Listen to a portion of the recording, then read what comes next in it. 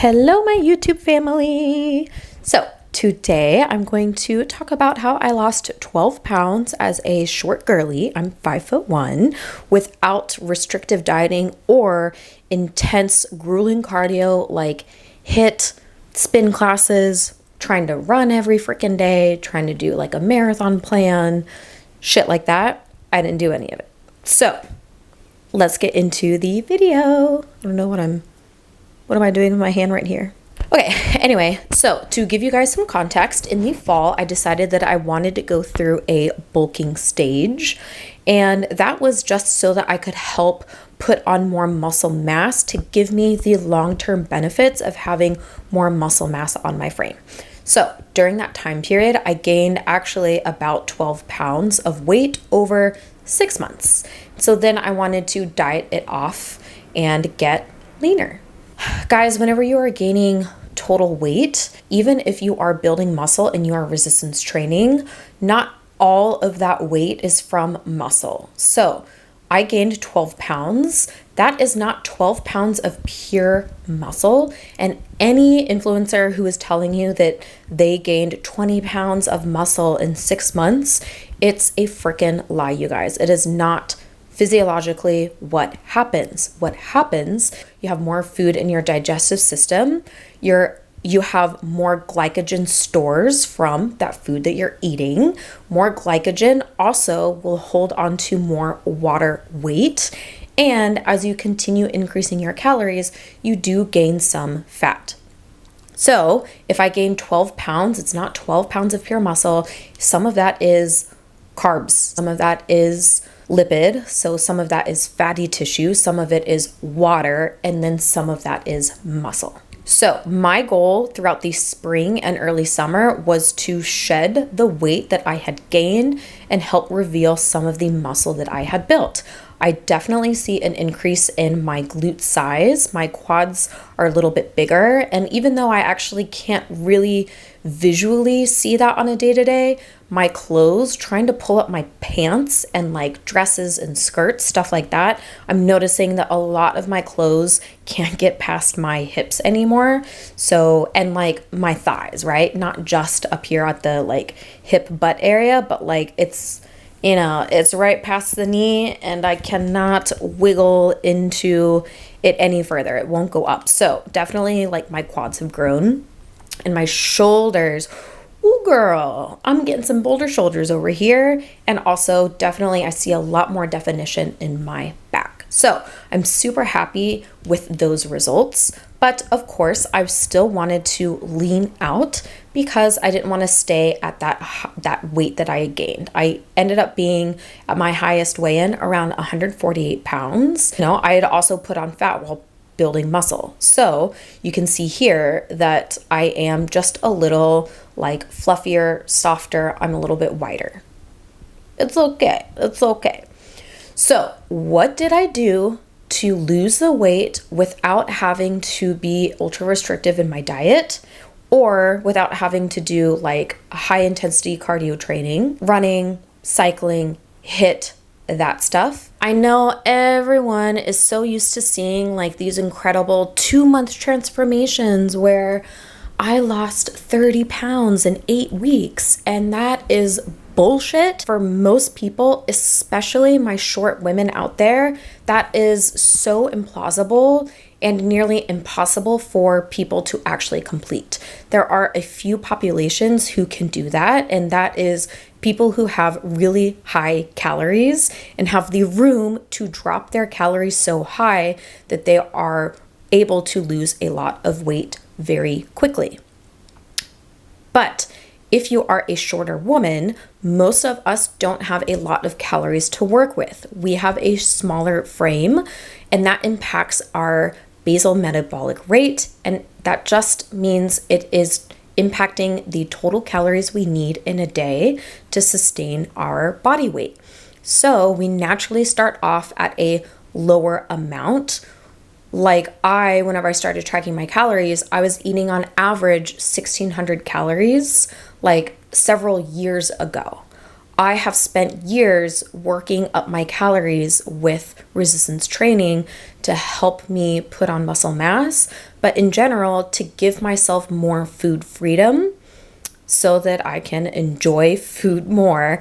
And whenever I do diet down, I don't have to bring my calories down to like 1100 calories. This could be exactly why you can't finish your dieting phase if you have tried to diet over and over and over again, or if you've successfully lost weight in the past, but you keep regaining the weight back. You may be attempting to try to lose so much weight in a short period of time. You are often using unsustainable methods, and so your results aren't sustainable. You are cutting carbs like crazy, cutting fat. You're eating salads 3 times a day with chicken breast, and you've cut out chocolate, bread, soda, all of it. You don't let yourself have that. And it's either so much pressure, your cravings increase so much that or you become so hungry that you can't keep up with that diet for a meaningful amount of time consistently. I'm not talking about being able to stick to 1100 calories for 3 days and then you get really hungry and so you reach into the pantry, get a frozen pizza, have some soda, have some chips, and blow your diet. And blow your diet every 4 or 5 days or every single weekend. No. I mean, stick to that calorie goal for weeks and weeks and weeks. So I dieted for about 16 weeks in total, but I did take some diet breaks along the way to give myself a mental break and to help reset. So there were a few weeks in that period where I had brought my calories up to a higher place and then went back into deficit calories. So I dieted for a little bit over 4 months total because whenever you take those breaks, I was taking about a week off each time, it just extends your diet phase. And I want to remind you guys, it is absolutely okay to take a break from your diet, and a lot of people would probably see benefit from taking a break. So if you are a shorter woman, especially, a longer dieting phase is going to do you so much good. You are going to have a much higher chance of successfully completing your diet. So that might look like dieting over a period of 12, 15, 18 weeks even. And because you are dieting over a longer period of time, you have a lot more flexibility in your choices with your food. You don't have to be so strict on yourself. So maybe every weekend you could get away with a cheat meal, or even every day, maybe you can sneak in a fun little dessert that is probably a lower calorie option, but something that is still so enjoyable to you that makes you feel like you're not dieting so hard. So for me, I always have like Jell-O chocolate pudding cups or these little mini ice cream cones, stuff like that. And I have that stuff every single night because I love chocolate and I love sweets. And then on the weekend, I give myself a little bit of wiggle room to have a slice or two of pizza, or have a burger with a side salad. Or maybe that time I wanted some French fries, so I'll have French fries whenever I'm out. Or maybe that weekend I want to have a couple cocktails, stuff like that. So one benefit of making sure your diet phase is a little bit longer on purpose, it will ensure that your calorie deficit off the bat is much smaller, meaning you have more calories to work with, but you are still making progress towards your fat loss goals. So instead of aiming to lose 1 pound a week or more, which is very much what traditional diets will have you do, a lot of taller people can do this, people with a lot more calories can do this, but I recommend if you are a woman who is under 5'5", then you should aim for maybe half a pound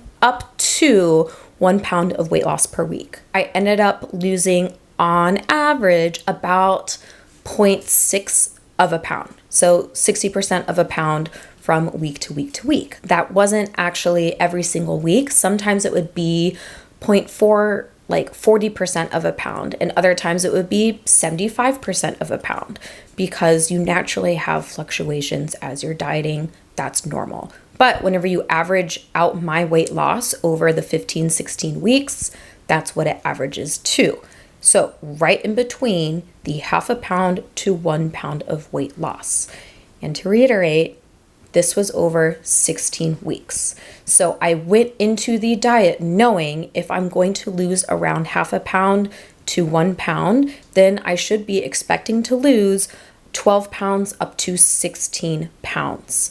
And so I lost just shy of 13 pounds while eating like burgers, having cocktails, having chocolate croissants, having ice cream. And I had fun foods throughout this diet. So I was able to get results while keeping my mental sanity in check. I was still able to go out and socialize and not be scared of going out and socializing or fear of messing up my diet or making bad choices, or just feeling like if I was gonna go out, I would be so tempted and eat everything in sight. I still had to be intentional with my nutrition, you guys. Even if you are not on a super restrictive diet, you still have to be mindful. You still have to make compromises. No diet is a eat whatever the hell you want.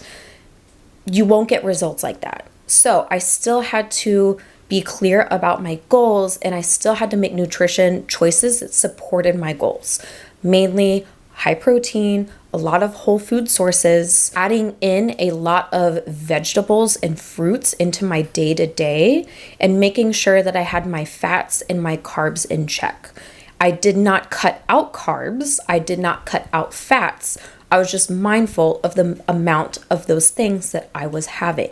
So, you guys, if you feel like you are sticking to really low calories for a few days at a time, and then a Saturday comes along and suddenly you're eating your heart and soul out on ice cream, pizza, chips, anything and everything that you can get your hands on, that is a sign that your calorie deficit is just too large, and or you have this very black and white idea of what foods you should be having on your diet and what good foods are and what bad foods are, and you are trying to limit way too many food groups for yourself. While your diet makeup, it is important that you are including protein, you're including whole foods. You will lose weight if you are in a calorie deficit.